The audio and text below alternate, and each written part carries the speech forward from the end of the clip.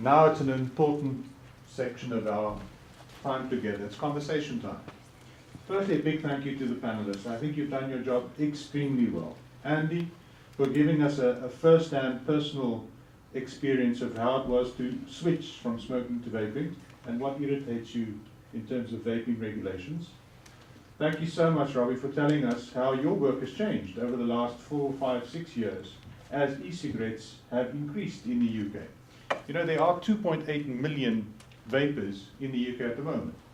And just looking at Robbie's data, you can see the change in all aspects of society. Maureen spoke about the workplace in vaping and gave us an idea of what it takes to bridge that gap. I thought what Johanna did was excellent, and she has deep experience working with Peter Hayek as well in how to understand data, because data often liberates us and helps us understand what's happening in society. And Konstantinos was his provocative self. The one issue that bothers me, and we have the voice of vaping here, the voice and the face of vaping, Dave Dawn. It seems, Dave, that we don't have a good word for what vaping is, the verb, or actually the noun. In your opinion, what should it be called? Vaping in terms of an action? Yes. Right at the very start of e-cigs in the UK, I waved this around an awful lot because I'm a child of the 50s, which meant I was a complete tosser in the 70s. And during the 70s, I was vaping. But I wasn't vaping nicotine. I was vaping marijuana. So to me, that was what a vapor was a marijuana user. We cared nothing for safety at the time. It had nothing to do with that and everything to do with the efficacy. It was much better that way than smoked. So I set up the North East e-smokers group at the time because that was what I saw it as being. Kind of as iPod, iPad and iPhone were to pods, pads and phones, if you want to put it that way. So e-smoking was to nicotine usage, to smoking in general. As an 8-year now, the anniversary has passed, an 8-year vapor, and prior to that, 40, far too many smoking, really. I still consider myself to be a nicotine user. I would like to find another term for smoker. I would like to find another term for vapor. The problem is that in the current climate, I can't find a term that isn't derogatory to anybody.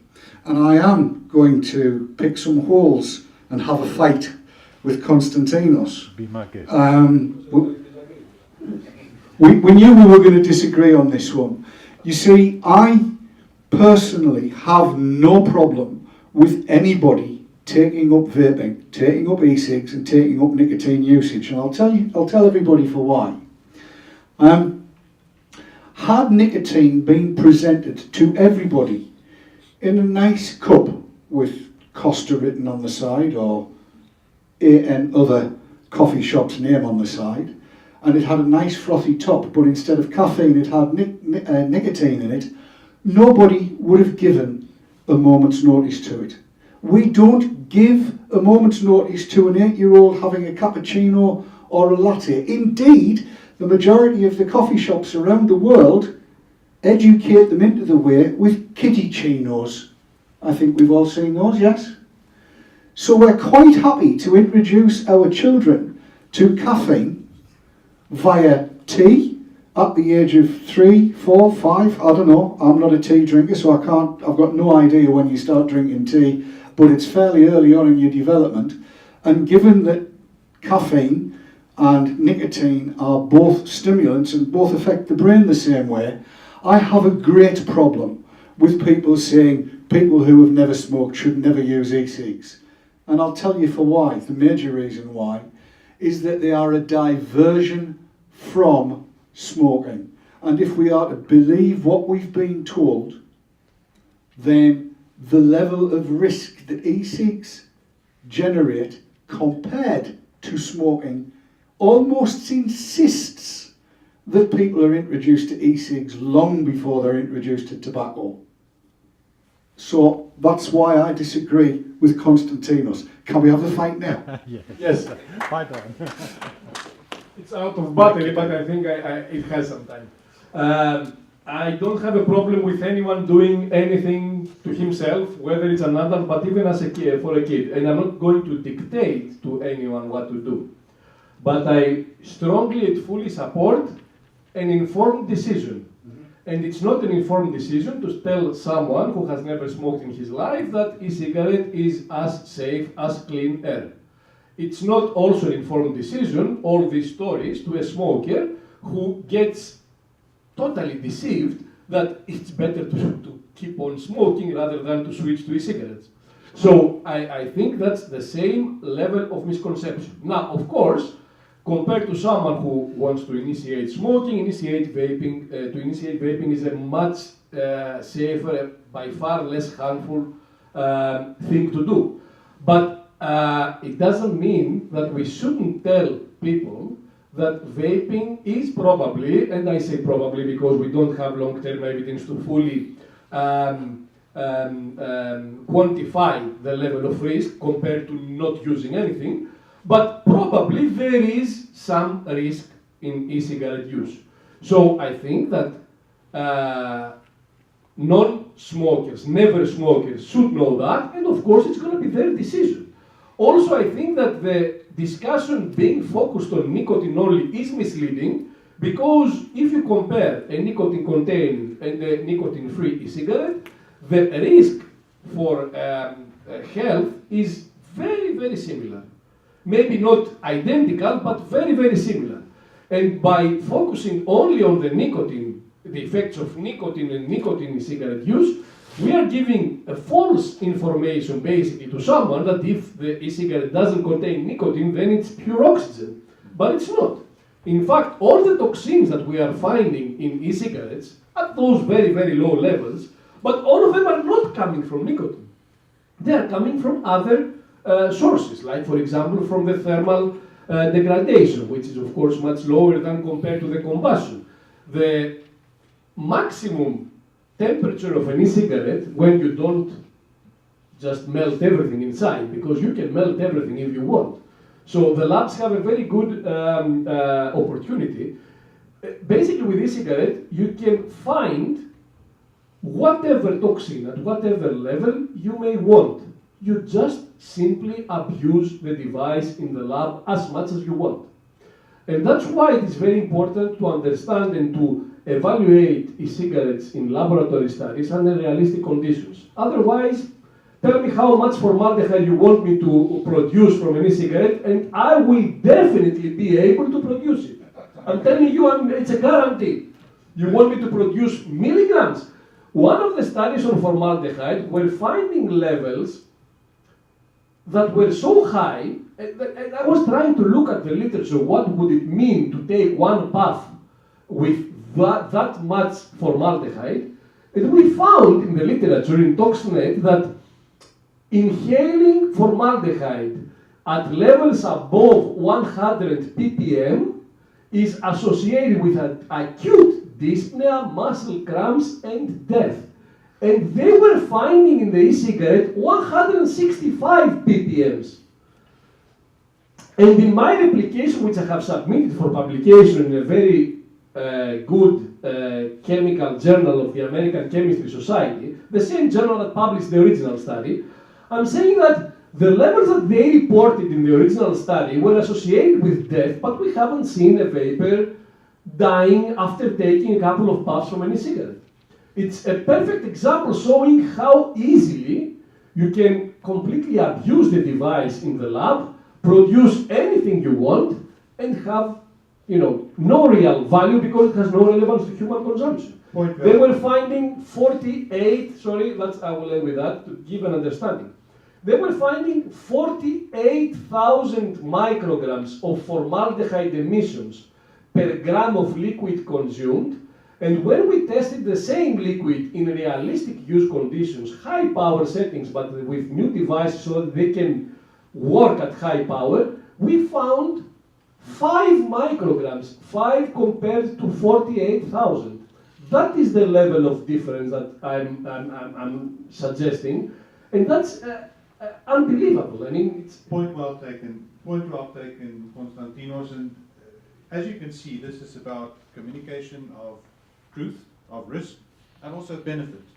And we're very fortunate to have in our audience an erstwhile professor at the University of Glasgow, Neil, who makes a living out of asking the right questions and communicating truthful data.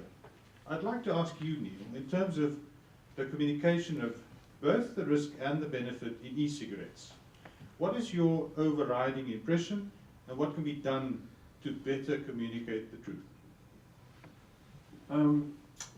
Thank you, Dion. I had no prior warning that Dion was going to put this very easy question to me. Anyway, but coincidentally, I was thinking along similar lines. So I have a great sense of relief that he and I were thinking along similar lines, because it is clear, it is beyond doubt that there is confusion here. It's extraordinary in some sense that we have people believing that these devices are as harmful or more harmful than combustible cigarettes. I mean, that is so far away from the evidence that we have. It is shocking in a way that that perception persists, and it clearly does so in part because of the great media attention which is given to garish, outlandish assertions, because that's what the media very much favours. It doesn't really favour the considered, the incremental, the gradual, the sober assessment. It much more favours the extreme, and I think that in a sense is why the media coverage around e-cigarettes is so disproportionate. It's so out of kilter with what the evidence is actually showing. But I think that there are a whole host of other issues here, and I'm struck by the conversation, the disagreement in a sense that we've just had, because I think that it's entirely legitimate to ask, what's the threshold of harm that justifies public health intervention in people's lives? And you can see that in relation to combustibles, the harm is of such a scale, only the most extreme individual would advocate that there is no case for intervention there. The case for intervention flows from the level of harm that's associated with the product. However, if you have a product which by comparison is believed to be 95% less harmful, the case for intrusive intervention in people's lives with regard to the use of those products becomes much more questionable. And yet we see here not minor, modest intervention, but actually quite draconian intervention as to who can use it, where, who can sell it, in what quantity, packaged in what form. These aren't minor interventions in public life. They are rather radical, intrusive interventions in public life around a product which is actually much less harmful than the comparison product. And yet the intervention is not hesitant, it's robust, it's confident, it's assertive. And I think that we have become rather attuned to the idea of interventions in public life, and we should actually be asking ourselves, just how justifiable is that on all those occasions when we now face it? And those occasions become ever more pressing as the regulations become ever more burdensome. And as I say, whilst that's understandable in relation to a product which is causing substantial harm, it's much less understandable, and I personally believe much less tolerable, where the products themselves are much less harmful. But I think we should have a debate within the UK as to what level, where are we going to set the threshold for those interventions? I mean, for those people of relatively long memory, you might remember that we had a great hysteria a while ago about meat on the bone and the health harms that flowed from meat on the bone or peanuts. And yet, in many instances, it was seen to be a hysterical, disproportionate reaction, which could have generated burdensome, unwanted, and inappropriate interventions. And I feel that we are very much in the same area here, that we are giving public health and allowing the public health perspective to have unfettered intervention in public life on the basis of very, very modest evidence of harm. And I don't personally, I think that that is a public debate which we should be having. Yeah. Excellent point there, Neil, and I'd like Robbie perhaps to give a response, because, and let me first say, we're all in this together. It's too easy for different stakeholders to give government the blame, or to give the private sector or manufacturers the blame. We're all in this together.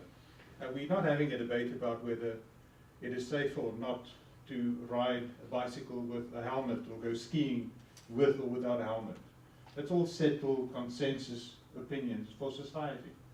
It's very difficult to govern. And I'd love to hear Robbie's view from the NHS point of view, how to handle a very sticky situation. Is it on? I'm not sure. Is it on? This one is. I thought I might be put on the spot today. I suppose it's back to that kind of classic argument around if something was invented today, what would we do? And I think that if smoking didn't exist and e-cigarettes were invented today, I think the level of intervention would be quite low. And I agree with you. So I suppose one of the issues for us, and I suppose that statement I made at the end around the question, how safe is vaping, how safe is not vaping, is based on what the evidence is telling us, that vaping is almost exclusively being undertaken by smokers or former smokers.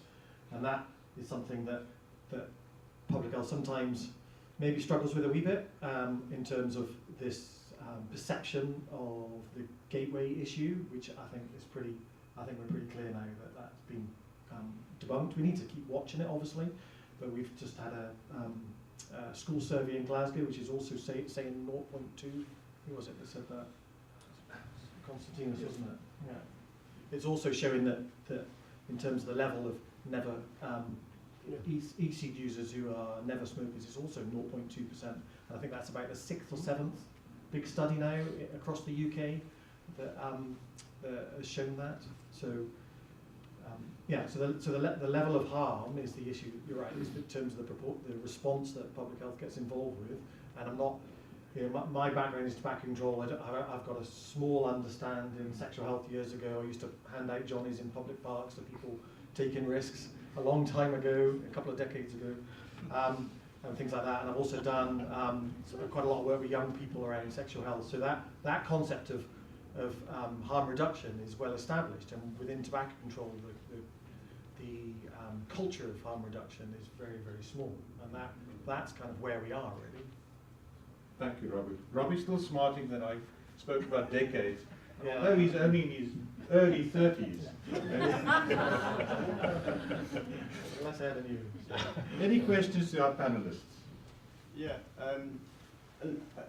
I think that it's pretty good, in fact, that a big chunk of the smoking population, which has become a vaping population, clearly hasn't been listening to public health, clearly hasn't been taking too much notice of the Daily Mail or all the different scares, because whatever survey you look at, whether it's ONS 2.2 million or the other surveys, 2.8 million regular users of e-cigarettes. You've got 8 million who've tried them. So clearly there's a huge consumer interest. Now I do take note of the declining number, comparison of who thinks e-cigs are safer than regular cigarettes, and that's going in the wrong direction.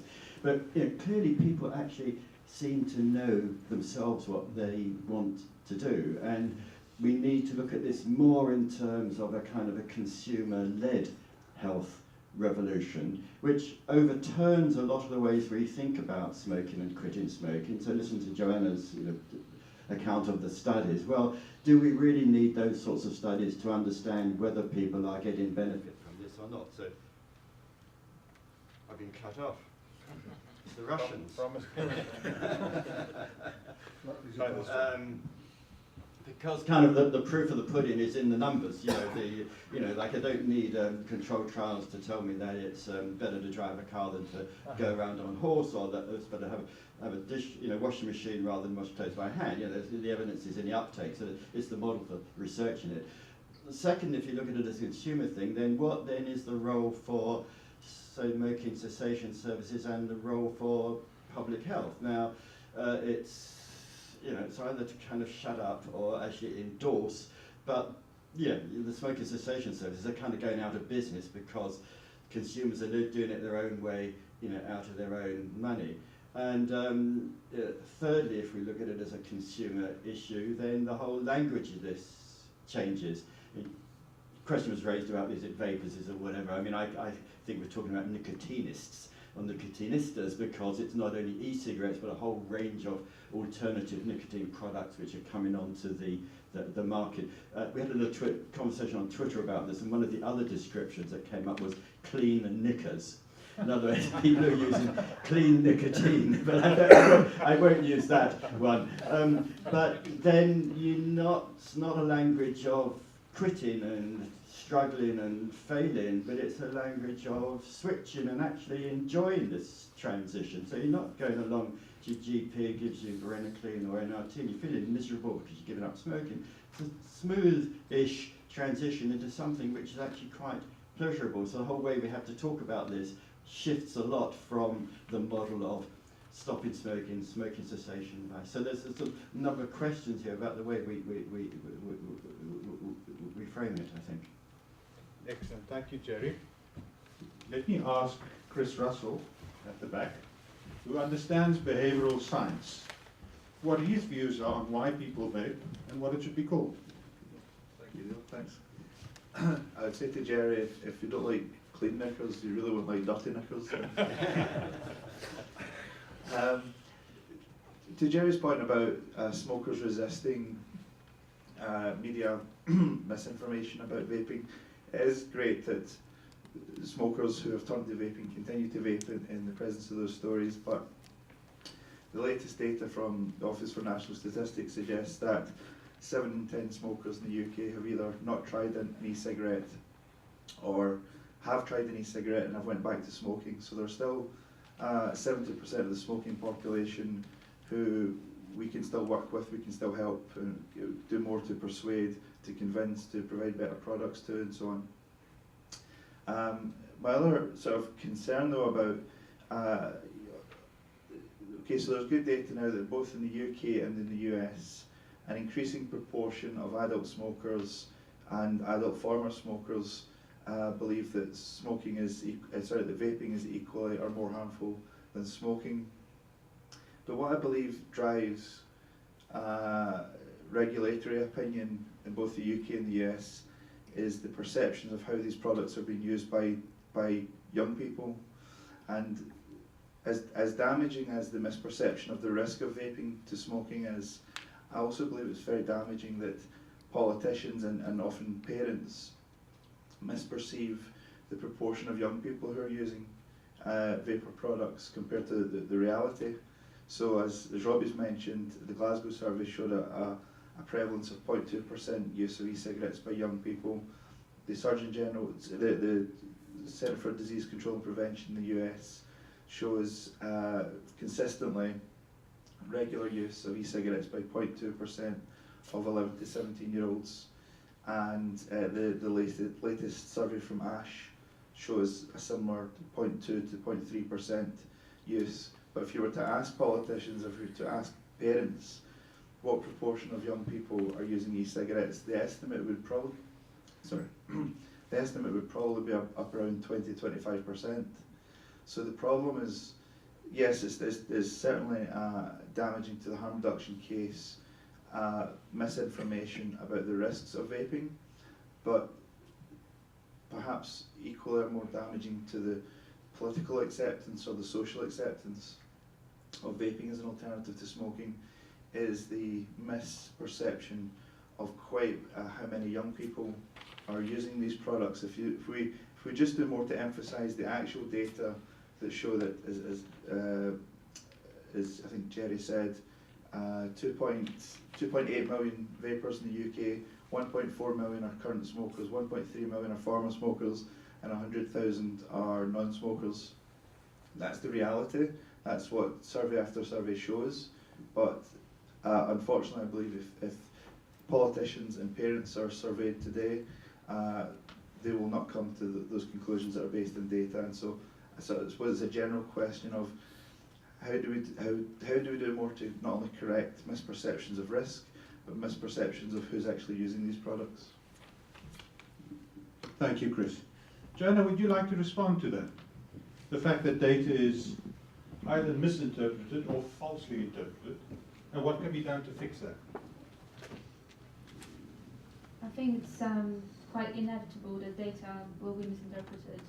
And I think, as has been mentioned by someone before, sometimes you get a press release about a really exciting study, and what's been quoted then on the front page is completely not what's actually in the article. And a lot of the time, researchers have to actually write a letter and sort of say, this is not what we actually found, we would like to retract that, and it's really difficult. For example, I've published a study last year which was a survey of vapers, asking them whether or not they feel like since vaping they've had less infections such as common cold, more or the same when comparing to when they were smoking. And it found that people have genuinely thought their health was improved, which is not surprising because they stopped smoking. But there was a press release, and one of the things that it said was that, a new study finds that people that have asthma, when they start vaping, their asthma goes away. But it's literally one sentence in the article that we've quoted in the introduction, so it wasn't even my study at all. So I think it's just something that happens pretty much on a daily basis, and to be honest, I'm not really sure how to tackle that problem and what can be done to stop that. Or perhaps at this point I can put the vapers on the spot. Andy, and may I ask who in the audience regularly uses a vaping product? Dave? Excellent. So, could I ask whether vapers themselves are contributing to the misinformation by how and when they vape? So for instance, Andy, when you spoke at the beginning, I can see you're irritated that you can't vape anywhere you like. And if you were a non-vaper and a non-smoker, how would that person feel if you were vaping in the room? We're in the room and we're all obviously sympathetic to tobacco harm reduction. But if we were in a normal room with a normal distribution of population, the question really is whether vapers are helping their own cause by cloud chasing, for instance, or by vaping in inappropriate spaces. Is that a legitimate question, and how can we address it? Andy, I'd like to ask one of your colleagues and then get back to you. Is that okay? Please, your name. Hi, I'm Jamie Hollywood, I'm part of NNA. Also a vapor for 3 years now. In regards to our vapors doing some harm ourselves, yes, I think we are in some ways. Certainly you mentioned cloud chasing, people thinking it's, or being told it's okay to vape, and they immediately start blowing big clouds everywhere they go. You know, there's a time and place certainly for things like that. It was mentioned earlier on by Andy about pubs. You walk into a pub, you say, you know, you ask, is it okay to vape? A lot of the time you're told yes, as long as you don't blow big clouds. You know, if you want to do that, certainly go outside. It's an etiquette thing. It's something you have to regulate yourself to say, if I'm allowed to vape, I keep it low, I keep it small, I get my fix from it, and that's fine. You don't have to go and, you know, bring attention to it. You're in a, for instance, you're in a pub, a lot of people in pubs are happy that they don't have the big clouds of smoke everywhere. To bring back big clouds of vape, I think, is going to have a detrimental effect to that. But then again, there's the opposite side where if you want to do that, go outside. There's also a lot of vapers who are very considerate. They have so-called stealth vape setups where they just produce a little amount of vape, but they get their own fix. That's helping, because then people are seeing, well, they can do that, you know, I can do that as well. And again, it's letting non-smokers, non-vapers see that it's not a bad thing. You're not going to annoy everybody by doing it, so you know it's normalising. As somebody said, Dave, not smoking. It's normalising that. It's not you know it's not normalising smoking again. It's certainly taking steps to normalise not smoking, and lets people see that there is a healthier way to do it, and you know this is it. So, thank you. Thank you, Jimmy. I'll be back to you in a minute, Paddy. Andy. Yeah, vaping etiquette. It's something that I've struggled with over the years, and I think maybe about 3 or 4 years ago when I first joined NNA, it was a task that I was given to try and work out good vaping etiquette. Now, what I will say about people who try to decide what a vapor should and shouldn't do, especially from an organisation like NNA, I think that Brett's come out with one just the other day. It doesn't matter what you say, you will split the community right down the middle. You'll start fighting, infighting, all sorts of stuff. You have certain people that think you should be able to go and blow clouds everywhere. I'm not one of those, but I can understand where they're coming from. They've been pilloried for smoking.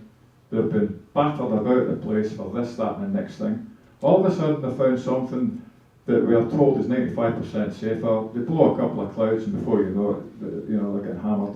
Having said that, the other side to that coin is I can cite going to Vape Jam last year down in London, and we were on the DLR, and I have to say it was a lot of younger vapors, and they basically clouded out the whole train. It was ridiculous. It was uncomfortable for me. I said there's no smell from vapour and stuff like that, and you probably saw that today the way I was vaping. And I dare say everybody's been vaping in here. Most vapors have been stealthing in here today, and a lot of people just won't know they've been doing it. That's the way it should be. A bit of common sense, that's all we can ask, really. Brilliant answer. Thank you, Andy. And if I could ask Maureen, if you had to, let's pretend you're working in the oil industry, and the CEO asks you to write a company position on public vaping in the canteen or in the offices. Based on our discussions and the data you've been given, what would you do?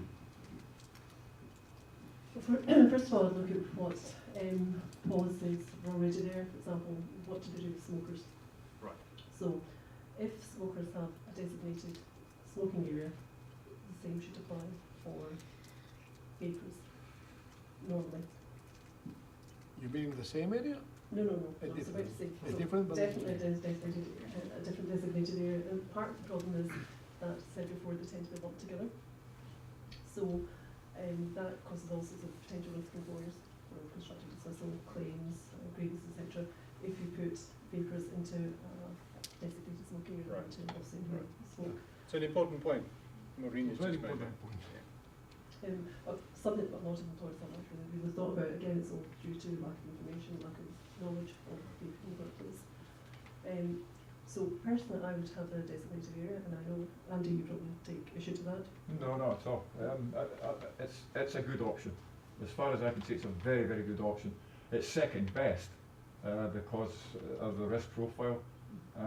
But I do understand why employers would want to do that, because you do not want an employee sitting there blowing clouds and clouds of vapour, and the other employees looking around and saying, what the hell is going on here? Consider it vaping or a designated area. Well, that's one step closer. Thank you, Maureen. Could I ask, we'll ask the panelists at the end to provide a closing statement. But do you have any questions to any of the panelists so that we don't miss out on any of your gems? Soot. Hi, I'm Sud McCorden. I work at Nicotine, which is part of British American Tobacco. I have a question for Robbie and perhaps for Andy to answer. I attended the previous 2 GFN Dialogues over the last 2 days, and I was quite surprised that, it was quite an intriguing conversation yesterday, particularly. A lot of debate, a lot of passionate debate about especially smoking cessation advisors in Liverpool challenging whether e-cigarettes should be part of the portfolio of products they should offer for various reasons they listed. I do not hear that today. I'm not sure why that's the case here. And is that because no one's asking those questions? But then, Robbie, the question for you perhaps here is there appetite in Glasgow for including e-cigarettes as a part of a portfolio of products offered to smokers to switch out of smoking? Okay, so the last two dialogues, what, Liverpool and Leicester. Leicester, yeah. Okay, so you'll probably have some extremes there in terms of the views. Liverpool, yes. Liverpool. Yeah. And Leicester? Not really, but perhaps they just didn't want to talk publicly about it. Maybe Leicester's most famous person wasn't there then. Yeah. So, Louise, was she there, Louise? Okay. Yes, she was. Yes. Louise was in Leicester. So, I suppose from our point of view, there are levels of kind of guidance in terms of the NHS Scotland, in terms of what cessation services should look like.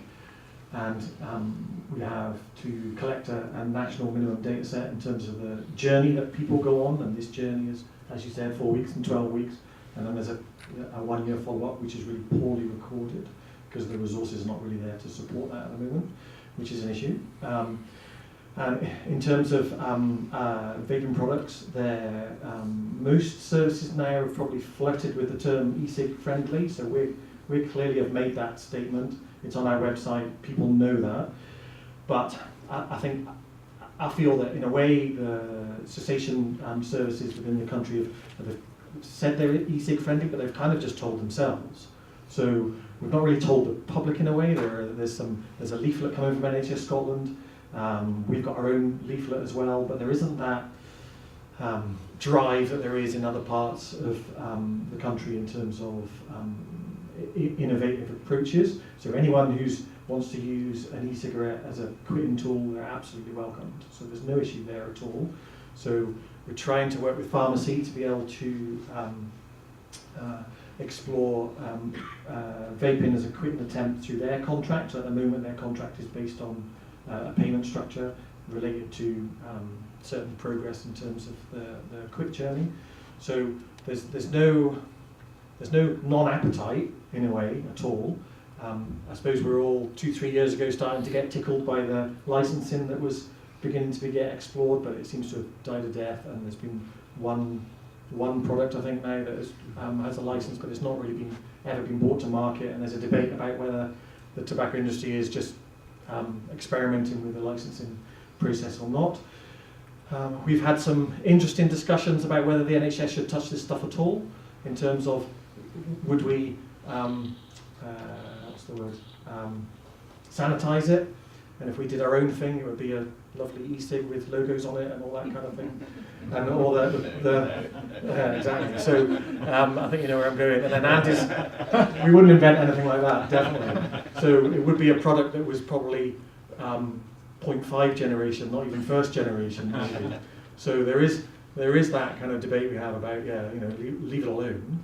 And I think one of the things that I think that may be a public perception that we think that our services are going to have a massive impact on prevalence, and we know that our services are about for people who have made maybe many quit attempts and have struggled with it, and that's what we're there for. And we impact upon the prevalence rates by about 0.25% a year, and that's if that the 1 year quit rates match the research profile. So it is we are very much about supporting individuals that are there that want to give up and have made many attempts. And here's an anecdote again for you.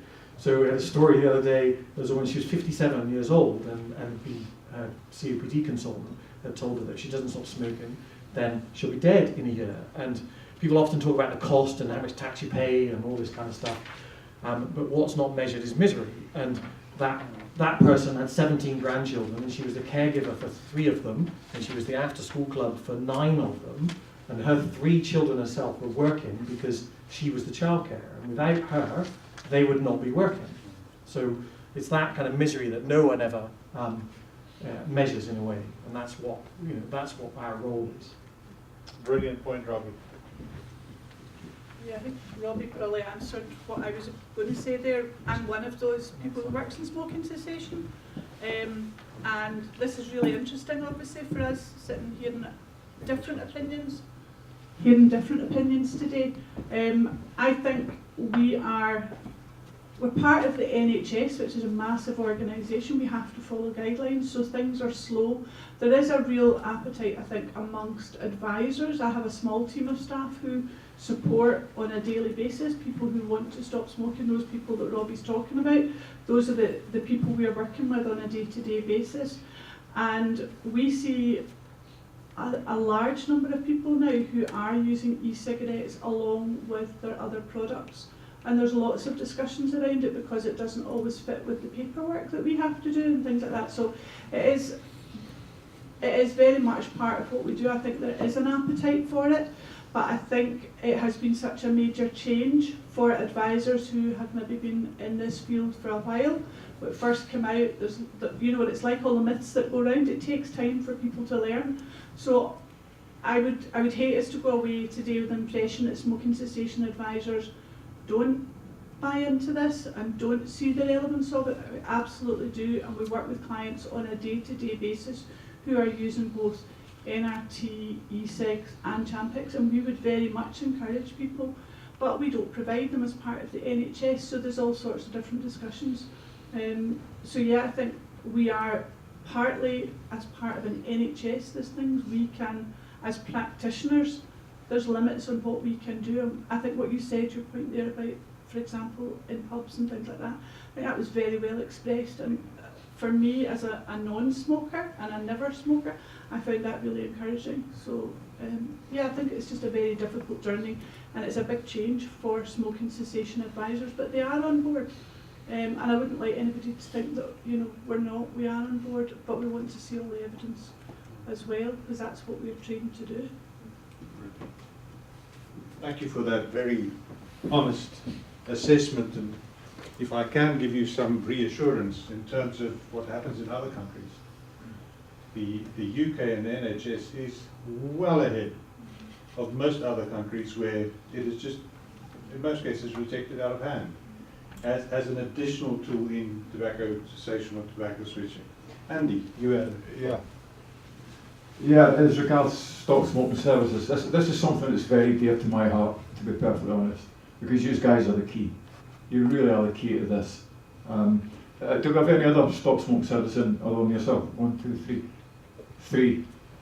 To me, that's shocking. It really is. There should be every single they're stop. all out. They're all out doing it.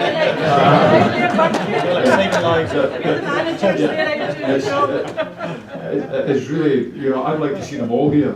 I really would. But we go back and we talk about these things. This gets talked about, I would say, within my small team on an almost daily basis, because the case studies, Robbie's given an example, we see that on a daily basis, and we have to be proactive in our conversations with our clients, with our staff, to make sure that we're given that right information. So yeah, they're out there because they're talking about it today, that's why they're not here. Yeah, right, okay. I was just going to say, I do agree with you. I come from NHS Lothian, and I do agree with you that I know that we probably do have, I felt when I first came into this job, I didn't have enough of the knowledge, and it took a long time for me to wrap my head around it before actually going out and speaking to someone else about it. And I think that's the big thing, it is a knowledge thing, it is a misinformation that the advisor needs to get past themselves and get kind of that information down and pat and know what they're talking about before they can give that out. But yeah. Yeah, I don't want to be overcritical about the lack of SSSs here today. And I think it's brilliant that over the last year, I've had 3 come to me and say, can you help us? You must speak to ex-smoking vapers. They know how it works. They know exactly how it works. Without speaking to them, you're going to struggle.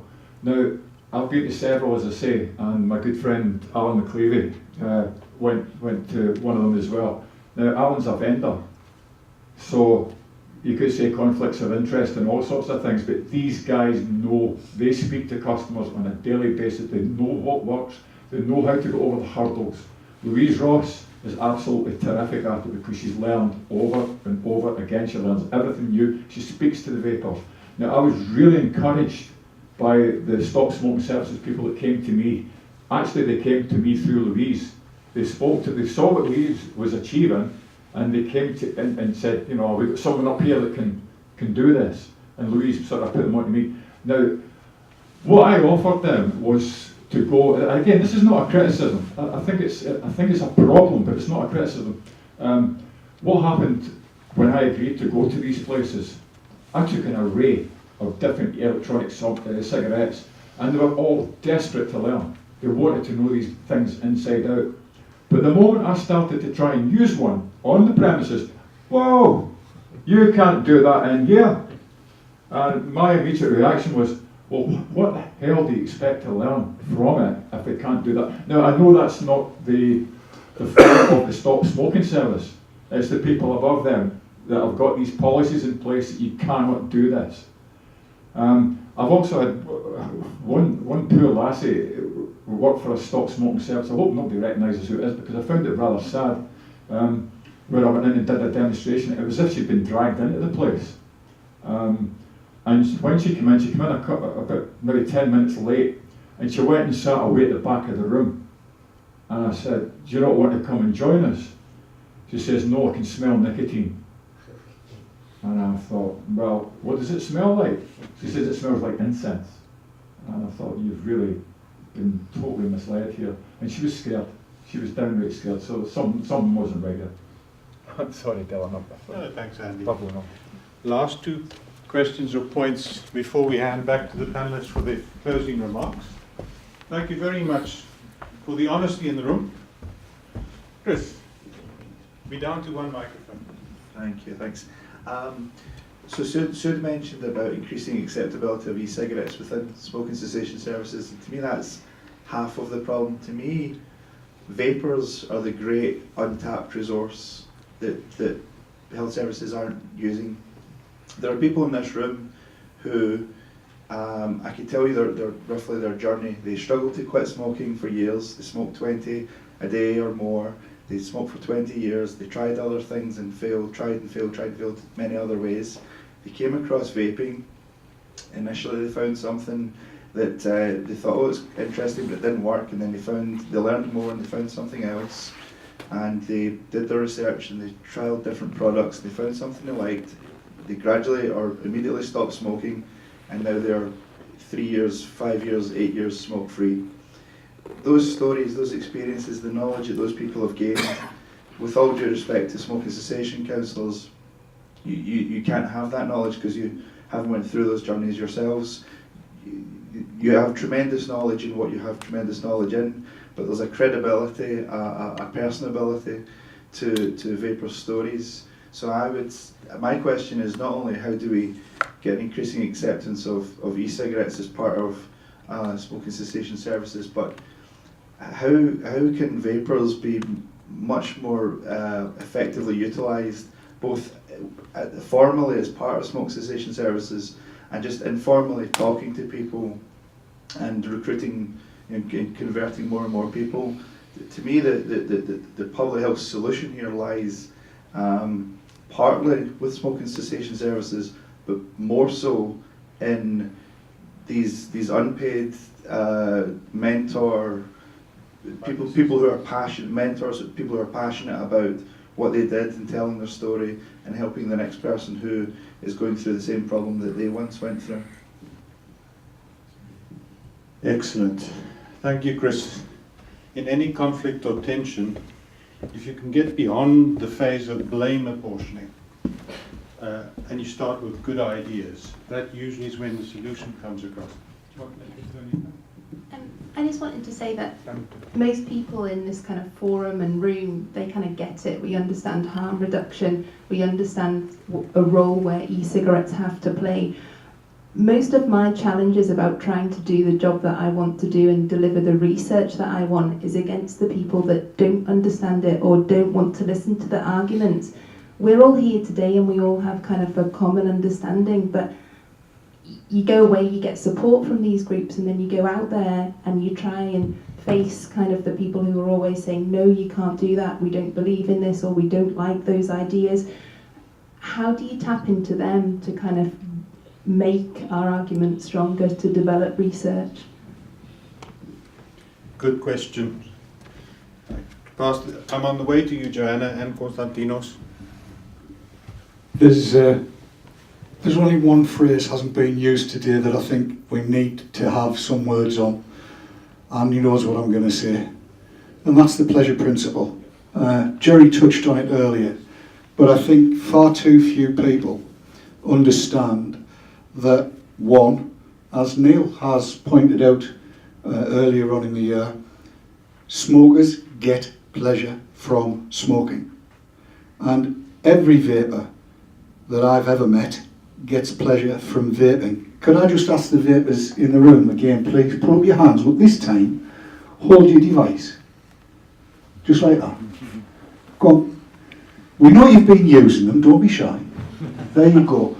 Now, those of you that don't vape or are part of Stop Smoking Services or are here just out of curiosity, if you've looked around, you'll have seen that every hand held a different setup. And the reason that every hand holds a different setup is because every hand is providing a different sort of pleasure to its user. It could be that that user, unfortunately for some it would seem, likes to blow dirty great big clouds. That's me. I haven't been, but I do. That user may enjoy intense and wonderful flavours. That user may enjoy a massive kick of nicotine in the back of the head when they use their device, but each of those vapours gets a different kind of pleasure. And the pleasure principle is vital to how e-cigs achieve what tobacco control has failed to achieve for decades. Proper decades, not 15 years of decades, but proper decades. What they've done for decades is hit smokers over the head with sticks. They've never ever used a carrot. And here in e-cigs we've got the biggest carrot known to man, which, in my opinion, if given its head, if allowed to be sold freely, if it was even encouraged a little bit, would achieve what tobacco control itself will never achieve, and that is their stated end game. And I'm sorry to sound I'm not sorry to sound controversial. I'm very happy to sound controversial, because I got tobacco controlled to hell and back. I'm actually over 21. I know many of you won't believe that. And for 35, 40 years of my life, I've had the finger pointed at me by people who would like to control what I do and how I do it, and being told, you are a filthy, dirty, nasty, rotten, polluting smoker. Now, those same people are saying to me, you're a filthy, rotten, dirty, nasty, polluting vapor. I have one finger to reply to them with, and two initials, PP, for the pleasure principle. I get amazing pleasure out of vaping, and so do 3 million other people in this country. How many folks in tobacco control would like to see that being 11 million people? There's the question. All they've got to do is embrace the pleasure principle. Thank you, Dave. Well, let's ask our panelists for their closing points, except if there's a burning question or thought. And then what we'll do is we'll do it in reversal order with Konstantinos first. If I could ask the panelists to apply their knowledge and what they've heard today for a solution in Glasgow, Scotland, the rest of the UK.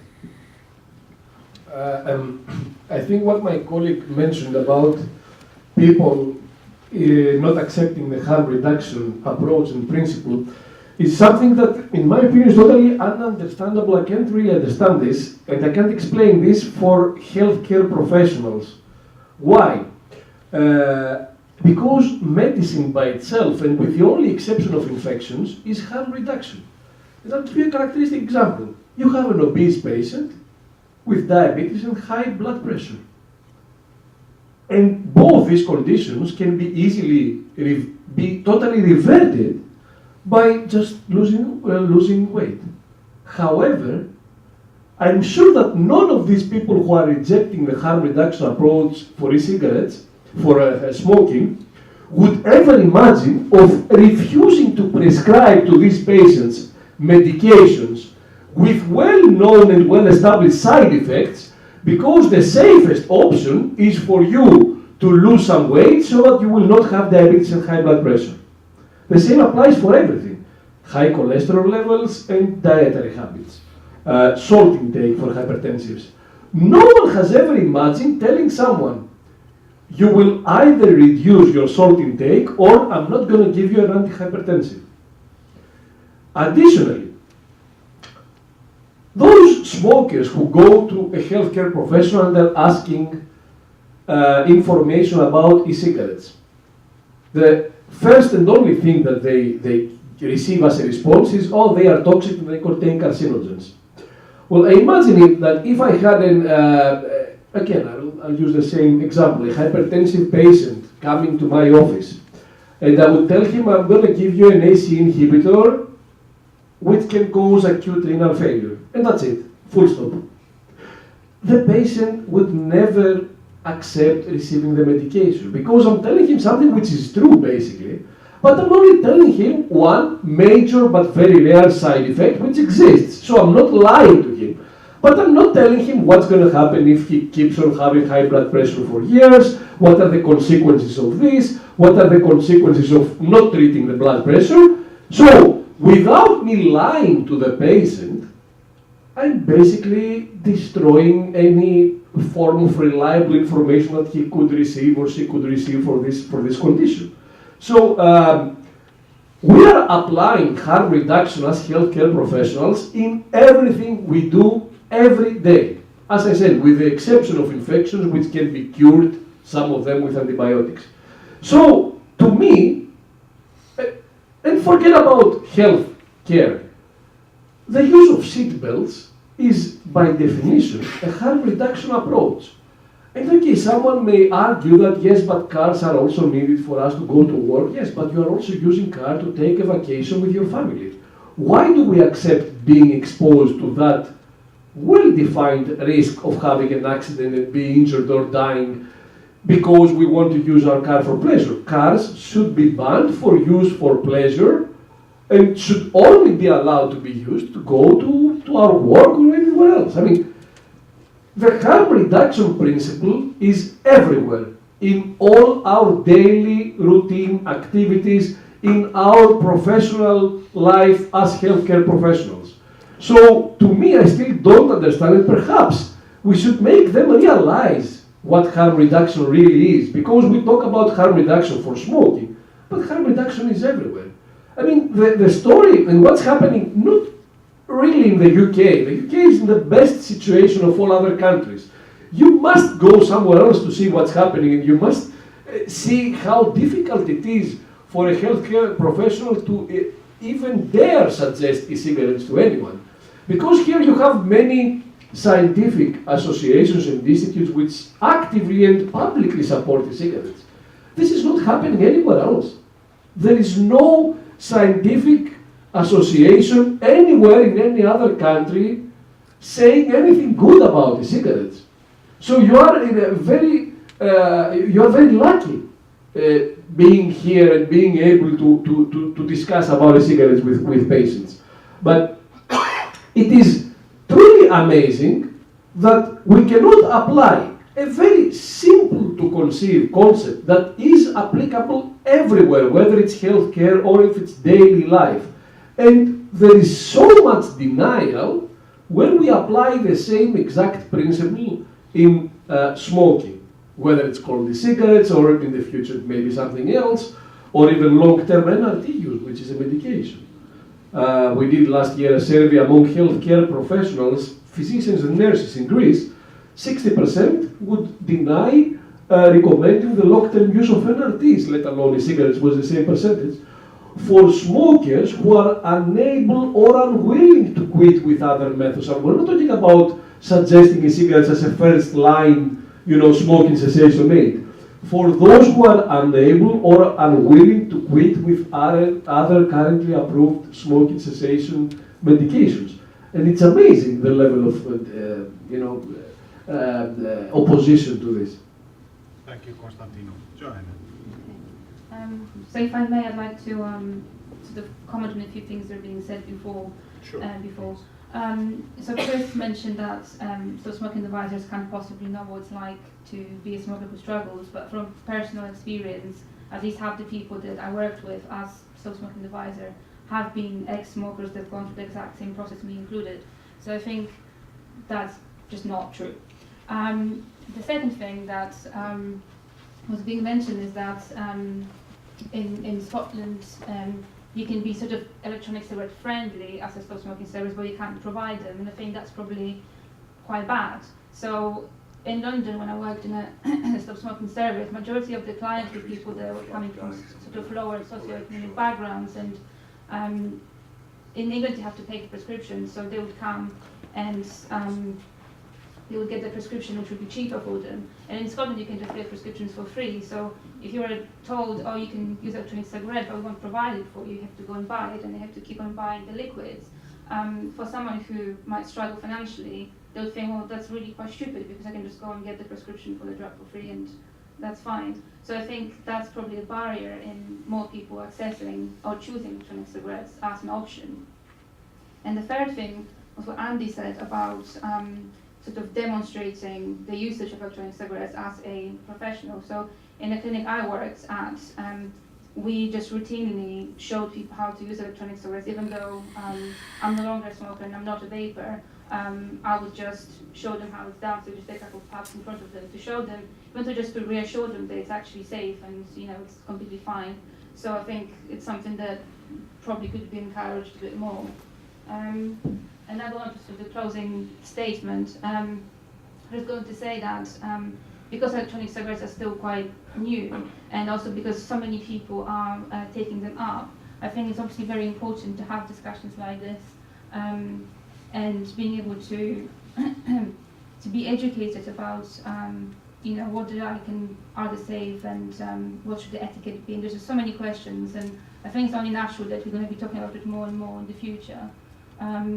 And as someone in the audience said, it's all well and good that we all here on the same page and we're talking about it, but it's about getting that knowledge out to the people. And as a stop smoking advisor, the amount of times that I was faced with a client coming in, and I would say, oh, would you like to try electronic cigarette? And they said, no, I've read that it's really bad for you. And I think it's just something that, despite the fact that the big reports have been published, Public Health England, Agricultural Physicians, the 95% less harmful statistic is out there, but it doesn't seem to be reaching the people they should be reaching. So I think it's something that should be addressed. Thank you, Joanna. Maureen, your closing comment. Well, excuse me, I have actually been around in HR for real decades, I'm afraid. And I remember back in the days of the days which Andy referred to, where there was a lot of work done by employers in trying to get people to stop smoking, but that was always the prelude to having a smoking ban. And from my experience, what I found is now that smoking doesn't happen in the workplace at all, there's the whole smoking cessation thing has fallen off the agenda. I'd like to see much more focus on smoking cessation services within organisations as part of an employee wellbeing programme. And I would suggest as part of that we need to find ways of getting information out there to employers about the benefits of e-cigarettes, because as we keep saying, the same theme keeps coming back, people are being misinformed and don't really understand the issues around it. I think it's also very important that employers understand some of the key messages, because we don't want to be in a situation which I'm increasingly seeing where you get vapers against non-vapers and smokers. We want people to actually work together and not start alienating people who are actually vaping for the wrong reasons. Thank you, Maureen. Robbie. Okay, thank you. I suppose one of the key words that has come through today is this word journey, so I'm going to talk about that in a minute.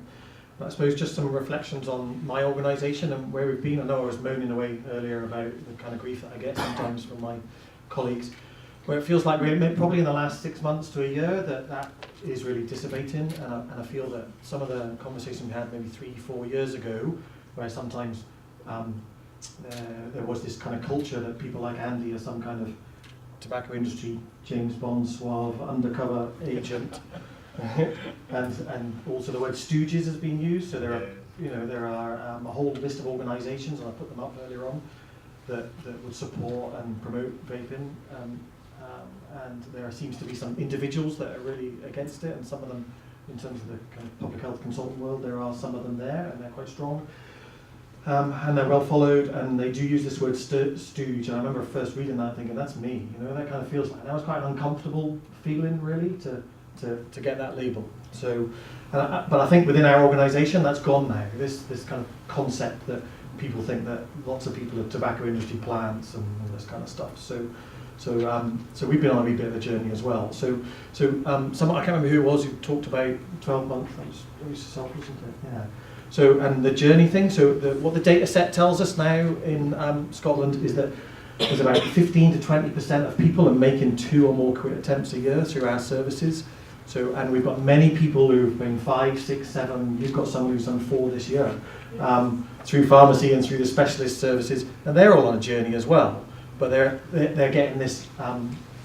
It's a broken journey because NRT is a treatment, so you get it for 6 weeks or 12 weeks or 8 weeks, and then you're on your own.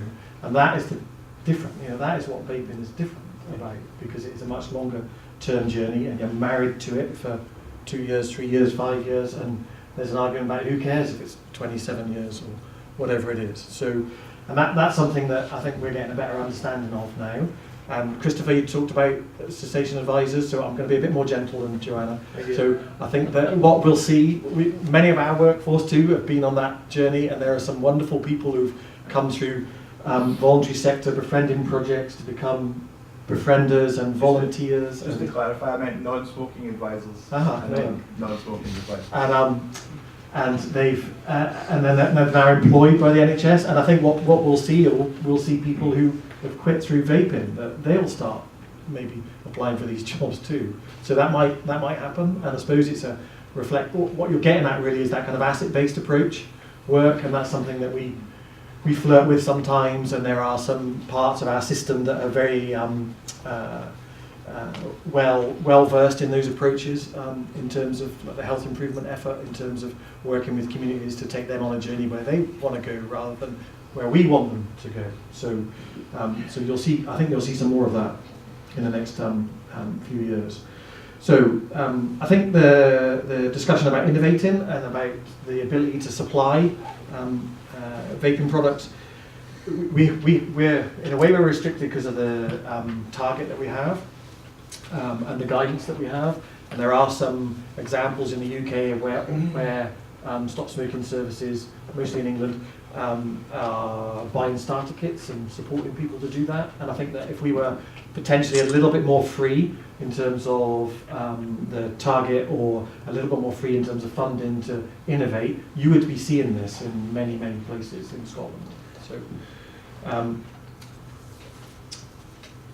But we are very slow to change, and I think one example, which kind of fascinates me as a lay person, I've never prescribed anything in my life, and I never will, and is that we've had this debate about dual NRT use for pregnant women, so we can't do this, but you can buy the flipping stuff in the pound shop and in the garage and all these places, but we can't do it because we can get sued, whereas Asda's and Poundland can't get sued. And there's literature and information out there at the moment around vaping through the Smoking and Pregnancy Challenge group, is that right language, Leslie? And it's very clear, it's a very clear message to people that, if you're struggling, give this thing a go. And I find that really difficult, that we can be comfortable with that message, but we can't do dual NRT, for example. I suppose, Neil, I read a report that you did through Forest, and that there was, you presented that recently. And there were about 600. The sample was about 600, wasn't it? Yeah. Yeah. Okay. So, and one of the things that we look at with our staff is about who encourages them or who inspires them maybe to engage with our services. And that was that point I made about GP practices. And I thought there was a really telling quote in that report, because obviously a lot of them were Forest supporters or linked to Forest. So what my staff would call them hardcore. And there was a comment from someone who basically would never give up in his life, and he was pushed and pushed and pushed, and what would make it happen? And he said, someone that I trust, a medical professional that I trust, telling me that I need to do this, start this quitting process. And that was quite interesting for me, and it kind of backed up what we think the evidence suggests around that it's not about smoking cessation staff raising awareness themselves with people. It is about trusted professionals. So that was a very useful, thank you for that. So unintended consequences, that's been something that we do these things all the time. And one of my favourite stories about unintended consequences came from Tayside. They explored people who did charity parachute jumps. I don't know if you've seen this at all. So what they found was that for every £1 that was raised through charity, it cost the NHS £13. So it was £13. It was an orthopaedic surgeon in Perth that did this. And what I found most fascinating was that the average amount that was raised was £30 per person. So basically all these kind of nice middle class people, and obviously I probably sponsored them too. They're all getting funded to do a parachute jump. So that's the kind of unintended consequences, and that's the kind of world that we're in sometimes. So the unintended consequences of vaping, from our journey to understand, is this long-term, as Dave was suggesting, this understanding of pleasure, and that it is people smoke sometimes because they like it, and that's something that we've always struggled with, and it's something that the surveys we use were always when there's 70-80% of people who don't want to smoke, that's what we cling on to, but we also need to understand this concept as well. So you mentioned about countries that don't embrace e-cigs. Every country besides the UK, well, yeah, maybe France too, as an exception. That's right. I mean, there's a debate going on whether there's a great experiment going on in the UK, and I think we're kind of past that stage now. In France. So France is following the UK, but I can't think of any other country besides those two. So the most surprising one for me was Australia, because they're the opposite side. they're extreme. Yeah, their kind of tobacco control is very strong, and they're very innovative, and they seem to take risks and do all the things that we debate about doing and not doing sometimes, and sometimes we do them. So I was very surprised to see that. And I think it was Missouri, was it? They had these big billboards around vaping and the 95% thing, and that's something that I think we'd like to see here. But having that, the squeeze at the moment on funding means that there's very little wiggle room in terms of the ability to do mass media, and that's something that we'd like to see is a mass media campaign that promotes this, because every vaping shop I've ever been in has got that PHE 95% thing on a pull-up banner. Who's not? Any vaping shop people here? Yeah. I'm guessing you've got that. You'll be the only one that I've not seen. Ali, is that in your shop?